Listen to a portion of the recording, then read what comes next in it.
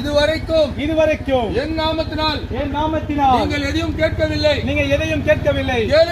கேளுங்கள். அப்பொழுது உங்கள் சந்தோஷம் நிறைவாகும்படி பெற்றுக்கொள்வீர்கள். ஆண்டவராகிய இயேசு கிறிஸ்து சொல்றாருங்க. ஆண்டவராகிய இயேசு கிறிஸ்து சொல்கிறார்.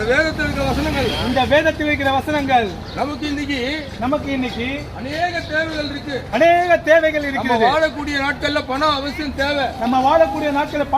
தேவை. அநேகர் நோய் நொடியோடு இருக்காங்க. அநேக நோய் நொடிகள் இருக்கிறார்கள். அநேகர் சமாதானம் இல்லாத குடும்பத்தில் அநேக பிரச்சனைகளோடு வாழ்ந்து கொண்டிருக்கிறாங்க. சமாதானத்தை குடும்ப பிரச்சனை இல்லாமல் இருக்கிறார்கள். இப்படி அநேக தேவைகள் நமக்கு அதிகமா இருக்குங்க நாட்டுல. இப்படி அநேக தேவைகள் இருக்குதுங்க நம்ம நாட்டுல.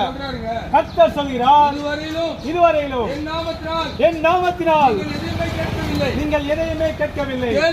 கேளுங்கள். அப்பொழுது உங்கள் சந்தோஷம் துக்கம் சந்தோஷமாய் மாறும். பெற்றுக்கொள்வீர்கள். ஆண்டவர்கிட்ட நீங்க கேட்டு பாருங்க.